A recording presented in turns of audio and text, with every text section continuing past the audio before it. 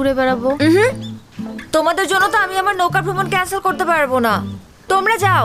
চাচা, বোট ছাড়েন।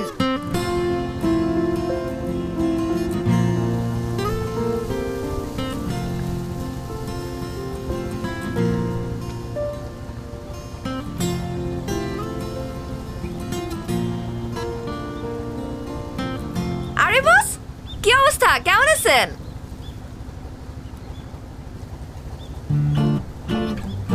কি কথা বলতে পারে না? বোবা নাকি?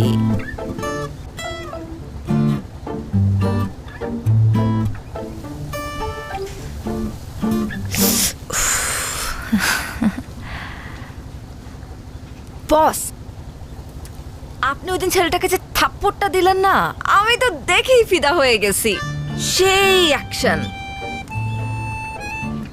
আরে, আপনার সানগ্লাসটা তো সুন্দর আছে। দেখি দেখি, আমি পরলে আমাকে কেমন লাগে?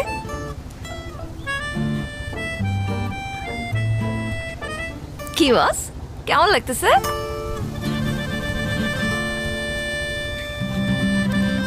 বস, আপনি বাইকটাও কিন্তু সেই চালান। হেভি এন্ট্রি নেন আপনি। আমার তো দেখেই সুন্দর লাগে। আপনি কি আমাকে বাইক চালানো শেখাবেন? এক কাজ করি, আমরা কালকে বাইকটা চালানো শিখি।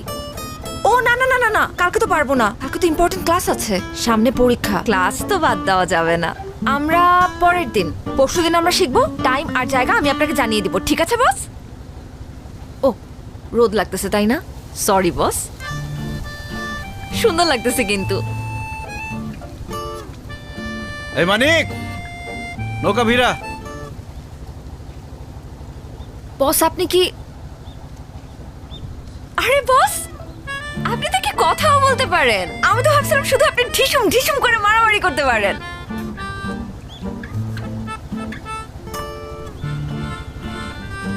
আপনি কি মাইন্ড করছেন বস?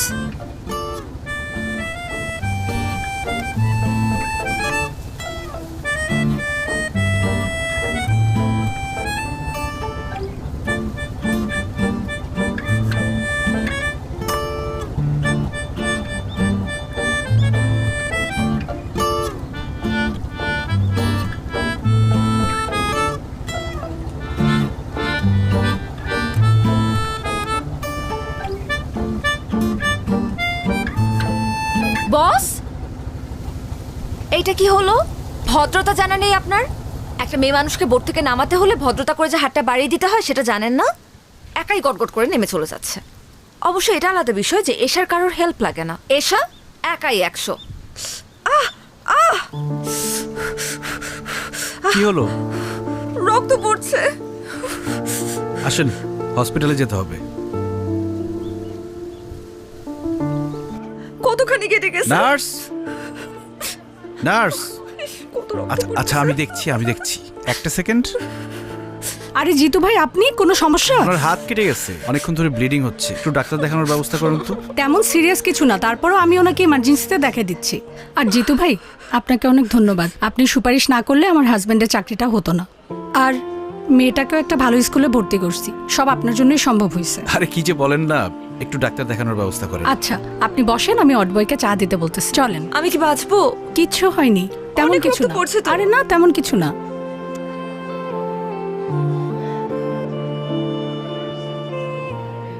রিপন ভাই, জিতু, তুমি এখানে? তুমি কাঁদতেছো কেন? আমি মনে হয় আর আমার বাচ্চাটাকে আর বাঁচাতে পারবো না জিতু। কি বলো, কি হয়েছে? তুমি তো সবই জানো, প্রেম কইরা বিয়ে করছিলাম, বাচ্চাটাও তাড়াহুড়া করে নিয়েছিলাম। পরে প্রিম্যাচিউর বেবি হইল। জন্মের পর দেখি বাচ্চাটার নানান ধরনের সমস্যা। ভাবছিলাম যে বড় হইলে আস্তে আস্তে সময়ের সাথে সব ঠিক হয়ে যাবে। একটু আগে ডাক্তার বলল আমার বাচ্চাটার হার্টে নাকি ছিদ্র। কয়েকদিনের মধ্যে অপারেশন না করলে বাচ্চাটা আমার আর বাঁচবে না জিতু। এখন আমি এত টাকা কোথায় পাবো? চলো আমার সাথে, চলো। কোথায়? ডাক্তারের সাথে আমি কথা বলবো, আসো। লাভ নেই জিতু, তুমি এমনি অনেক সমস্যায় থাকো। আমার কারণে তোমাকে আর পেন দিতে চাই না ভাই। রিপন ভাই, তোমার আসতে বলছি, আসো আসো আসো। আসো। ভুম ভুম। চাচ্চু একা একা খেললে তো হবে না, আঙ্কেলকেও সাথে নিতে হবে খেলতে।